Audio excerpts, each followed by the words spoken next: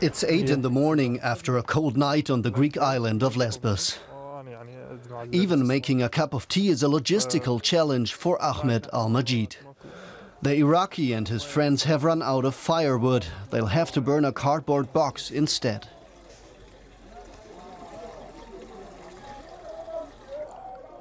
Yes, that's good. Ahmed has been stuck here for 2 months in an illegal camp near the Moria refugee camp. We don't have a bathroom. We don't have a water for washing, for swimming, you know. We have many refugees sick, but we don't have a medicine here, just for emergency. Lesbos' official refugee camp Moria is located nearby. It resembles a high-security prison. The camp was set up to keep migrants on the island until their applications for asylum can be processed. It's forbidden to film here, and journalists aren't allowed in either. But Ahmed wants to show us what really goes on in the camp. We follow him in and film using a hidden camera.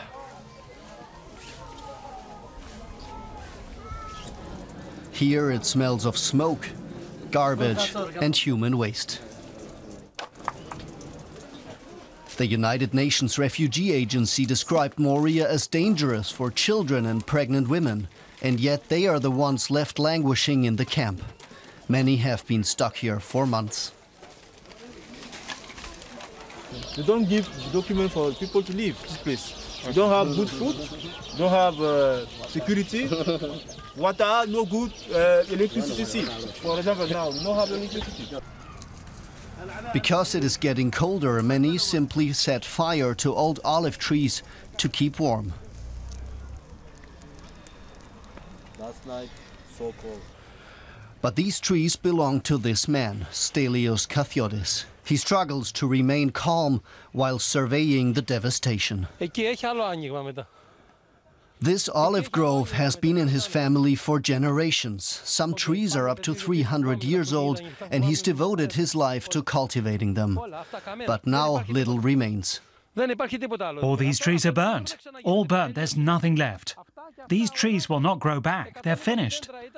There were 120 trees and there's only 4 left. And no one cares, neither to compensate us nor to stop them.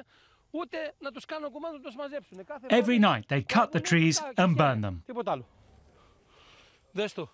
Stelios shows us the hole in the fence they used to go in and out. All of his attempts to press charges against the refugees have proven unsuccessful. That's likely why they continue to kill his sheep. The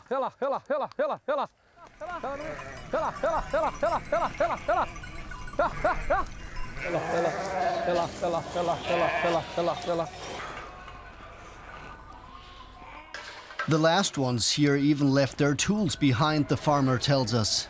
He's kept them as evidence. A backpack from the United Nations Refugee Agency and a knife.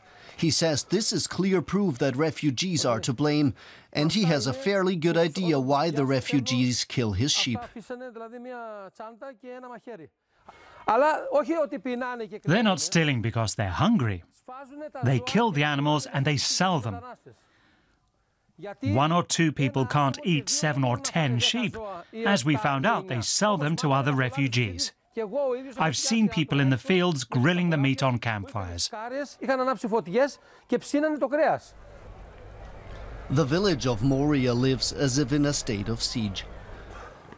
Stelios and the other villagers meet here regularly to discuss what action they might take to end the crisis.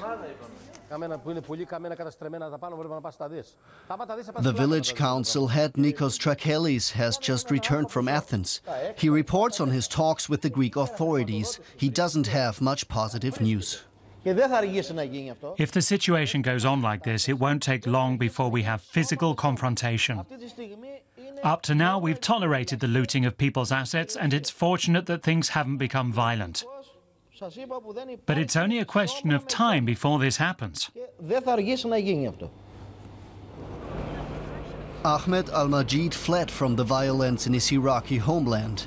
He doesn't want to be equated with lawbreakers. He just wants to leave Lesbos. But right now, boarding a ferry to Athens is something he can only dream of. I waiting a decision like another refugees. They waiting for 8 months ago. They don't travel. They don't let him. They don't let us to travel. So